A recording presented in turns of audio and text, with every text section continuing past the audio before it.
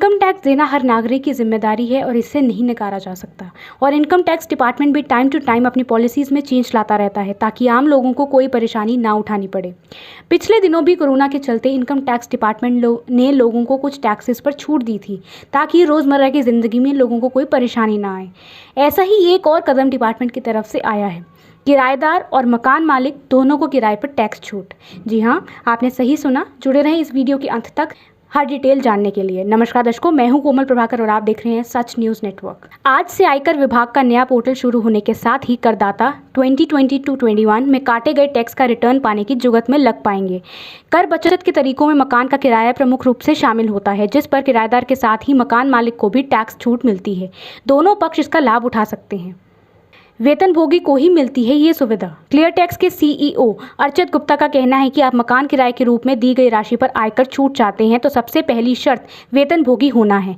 आपके वेतन में उस रेट अलाउंस HRA शामिल होता है जिस पर आयकर की धारा 10(13)A के तहत निश्चित सीमा तक टैक्स छूट दी जाती है।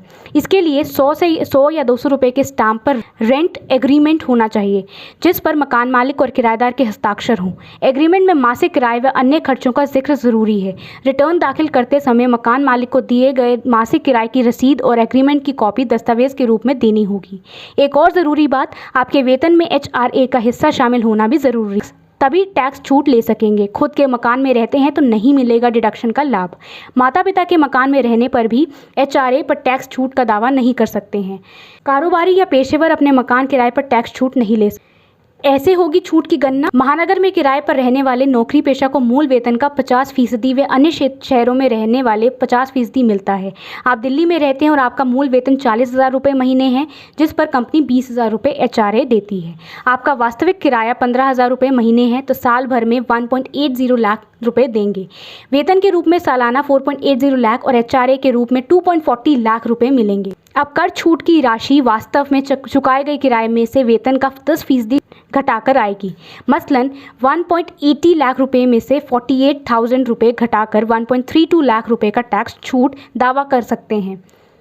मकान मालिक को किराए की राशि पर 30% टैक्स छूट। किराए के रूप में साल भर मिली राशि पर मकान मालिक को भी 30% स्टैंडर्ड डिडक्शन का लाभ मिलता है और इस राशि पर आयकर नहीं लगता। ऐसे करदाताओं को रिटर्न भरते समय अपनी आय की गणना सावधानी से करनी चाहिए क्योंकि साल भर किराए के रूप में मिली पूरी राशि आयकर के दायरे में नहीं आती।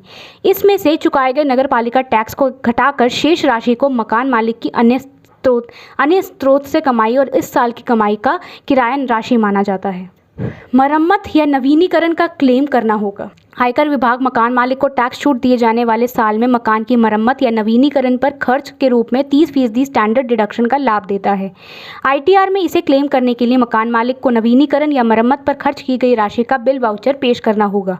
अगर मकान खरीदने के लिए कर्ज लिया है तो इस पर चुकाए गए टैक्स को भी स्टैंडर्ड डिडक्शन में क्लेम किया जा सकता है। हालांकि ये राशि किसी भी तरह सकल किराया राशि का 30% अधिक से नहीं होना चाहिए। मान लीजिए किसी वित्त वर्ष में मकान किराए के रूप में 3 लाख रुपए मिलते हैं। इस पर 10% की दर से साल भर में 30,000 रुपये नगर पालिका टैक्स के रूप में कट जाते हैं तो 2.70 लाख रुपए पर ही आयकर लगेगा। मकान मालिक इस राशि का 30% यानी 81,000 रुपये तक स्टैंडर्ड डिडक्शन के रूप में टैक्स छूट ले सकता है। पुराने टैक्स स्लैब में ही मिलेगी छूट। करदाताओं को रिटर्न भरते समय ये बात याद रखनी होगी कि दोनों ही टैक्स छूट का लाभ सिर्फ पुराने आयकर स्लैब में ही मिलेगा।